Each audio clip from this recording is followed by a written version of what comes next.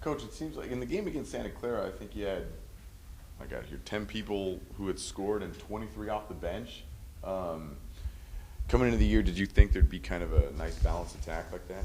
I hoped for that. I thought that was one thing that was missing when we went to Texas. We didn't have much bench production point-wise, and certainly we've got some really fine players. I can't fit them all onto the starting lineup, so it was refreshing to see some great added bonus coming off the bench for us. And certainly right now, I think Din LePepe is kind of leading that charge of point production. There's some others, obviously, that are contributing as well, and we need that. I think it was 17 turnovers a game. You guys have I'm not 100% sure, but around there. How do you kind of cut those down and control the pace of the offense? Well, that's where I was really pleased when we played Montana State, because we got it down to 11. We're a fast-paced team, and our players are still kind of learning.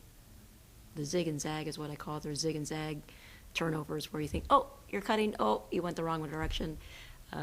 We have plenty of those still. We have some things that are charges because we're intent on getting to the basket. So for us to have 11 turnovers, I thought that was a great move.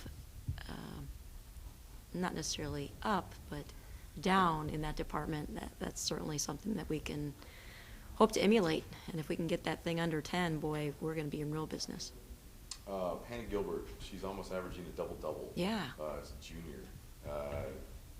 Talk about her production and just kind of how she's really been kind of a beast, really. Her rebounding has really improved. You know, in the past year or so, I think that she's really tried to come into her own from a rebounding standpoint. She goes against a fellow in practice every day, Zach Swinney, who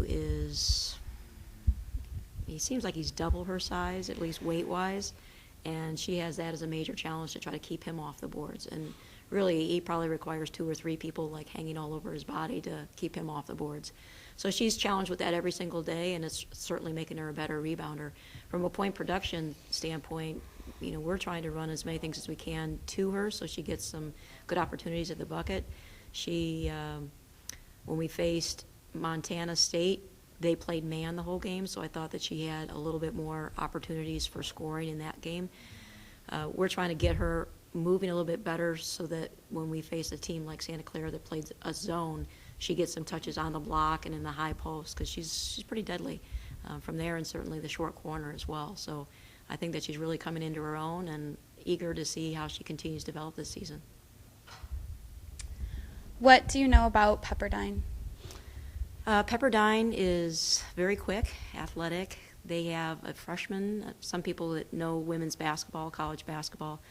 Agumake might ring a bell for those fans across the nation that know about the Agumake family, but they have landed a treasure in this freshman guard for them, who is a heck of a player. I'm not sure how she didn't get how she got away from Stanford's grasp, but I'm sure the Pepperdine coach is ecstatic that he's got her. There's another Agumake there as well. Currently, she's injured, so I don't know if she'll be playing in the game on Wednesday.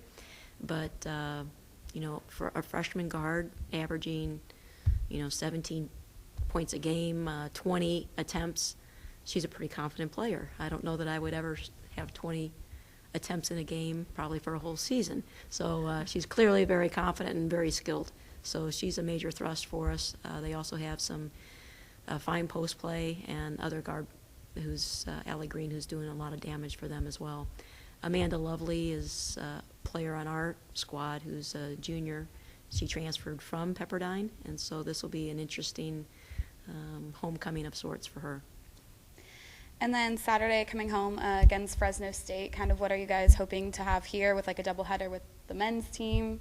Well, we were just so excited that we had such a great fan support in our tournament last week, and I know both teams were really excited about, I guess, the purpose behind it, doing some community service and trying to help the food bank get some more supplies. And so anytime that men and women's basketball could be showcased together, I think it's a positive for our community to see both teams performing, and certainly against a arch rival like Fresno State, I think it's going to be a great game.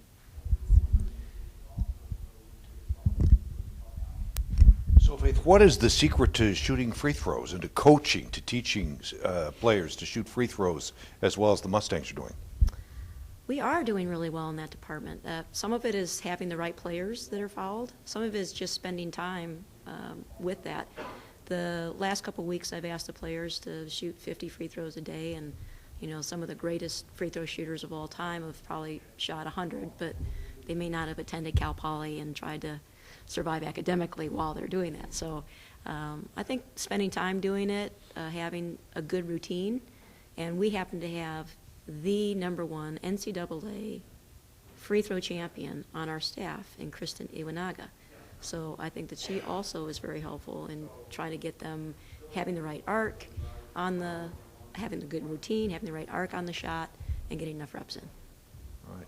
Yeah, because it's painful, particularly watching the guys that just, shoot like a... DeAndre Jordan, man, he is just having a hard time. Yeah. Maybe he should do the underhand like Rick Barry, huh? Might work Whatever better. works. It's Yeah. not very sexy, I guess, that style. One thing that's unique about your team this year is you've got a lot of local players that are really contributing.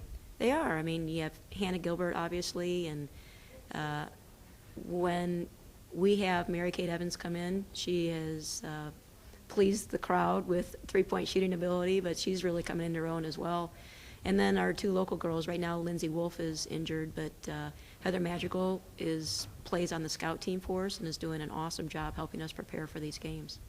So happy about our local products. They're doing an awesome job, and appreciate all the hard work that the coaches in the area are doing to help supply Cal Poly with quality players. Excellent. Thank you.